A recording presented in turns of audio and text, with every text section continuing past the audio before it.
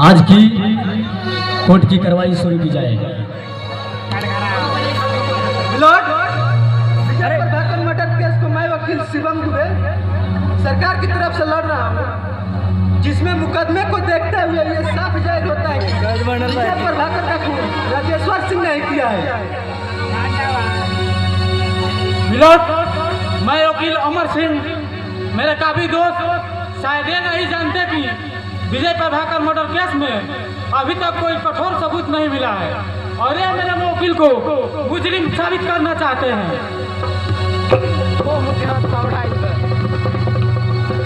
Your honour, 20 अक्टूबर के दिन विजय प्रभाकर राजेश्वर सिंह के घर गए थे।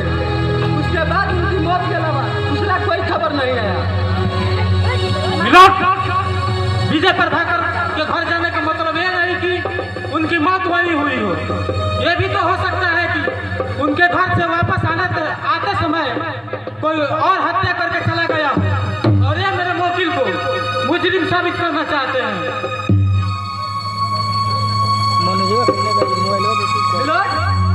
इंस्पेक्टर यादव का कहना है कि विजय प्रभाकर का लाश राजेश्वर सिंह के घर के पीछे के जंगल से बरामद हुआ है। जज साहब, किसी घर के पीछे लाश का बरामद होना ये साबित नहीं करता कि घर वाले ने ही मर्डर किया हो। ये भी तो हो सकता है कि कोई और मर्डर करके उनके घर के पीछे रख दिया हो और यह इल्जाम उस घर वाले पर लगाया जा रहा है। मिस्टर शिवम दुबे, तुम कैसे कह सकते हो कि ये खून राजेश्वर सिंह ने ही किया है? क्या तुम्हारे पास कोई कठोर सबूत या गवाह है? अगर है तो पेश कीजिए। हाँ जज साहब, मेरे पास एक ऐसा गवाह है जो साफ जाहिर करता है कि ये खून राजेश्वर सिंह ने किया है। अब मैं अपने गवाह इंस्पेक्टर यादव को बुलाने का इजाजत चाहूंगा। इजाजत है। इंस्पेक्टर यादव को कटघरे में बुलाया जाए।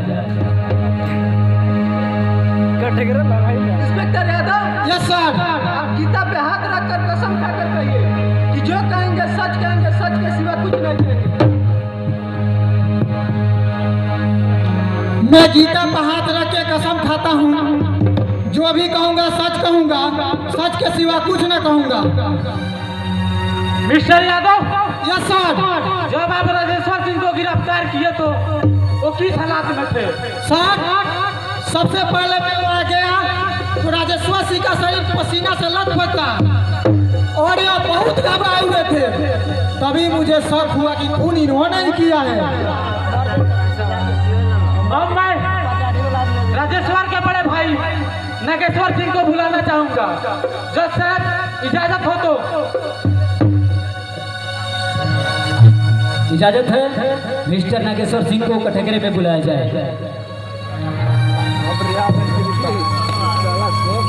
आप तो इनके बड़े भाई हैं, मेरे क्लाइंट होने के नाते मैं आपसे पूछता हूं कि आपके छोटे भाई पर लगाया गया इल्जाम क्या सच है और क्या झूठ है, आप ही बताइए। सच के सिवा कुछ ना कहें। सच के झूठ बोलना से झूठ ना होला। ये खून हमार भाई राजेश्वर सिंह के लिए बा।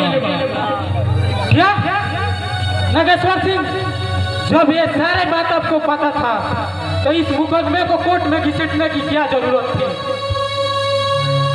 हुजूर, हम बहुत कोशिश करनी कि केस दब जाओ,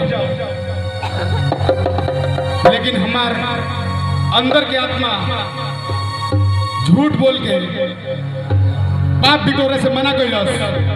यही से हम सही कहता नहीं ई खून राजेश्वर सिंह ही के बा। अरे गद्दा, ये भाई ऐसी कसाई रे, तोरा साथे का काम साजा भुगतने आते हमरा पर इल्जाम लगावे चाहते रे। जज साहब, इशारा चोर झूठ बा। एकनी का असली मूल्य तकन के बाप बेटा बड़ा सर ये हमरा पर इल्जाम लगावे के चाहता। देख ले हुजूर, बहुत हाथ जोड़नी, बहुत गिड़गिड़ैनी। अरे भाई राजेश्वर, विजय प्रभाकर के छोड़ दे, लेकिन ये हमारे को बात में ना मन लॉस। अब बेचारा विजय प्रभाकर के मर्डर कर दे। नागेश्वर सिंह के गवाही से ये साफ जाहिर होता है कि विजय प्रभाकर का खून राजेश्वर सिंह ने किया है। अब मैं चाहूंगा कि कि अदालत अपना फैसला सुनाए। अरे बच्चा बोलती है यार, बहुत रे पसीना छूटे जो ऑर्डर ऑर्डर। तमाम सबूतों और गवाहों को मद्देनजर रखते हुए अदालत इस नतीजे पर पहुंची है कि विजय प्रभाकर मर्डर केस में मिस्टर राजेश्वर सिंह का हाथ है। तो लिहाजा ये अदालत मिस्टर राजेश्वर सिंह को मुजरिम ठहराती है और इन तमाम सबूत और गवाह ये साबित कर रहे हैं कि ये खून मिस्टर राजेश्वर सिंह ने ही किया है। और कोर्ट ये फैसला लेती है कि दफा 302 के तहत मिस्टर राजेश्वर सिंह को सजाए मौत देती है।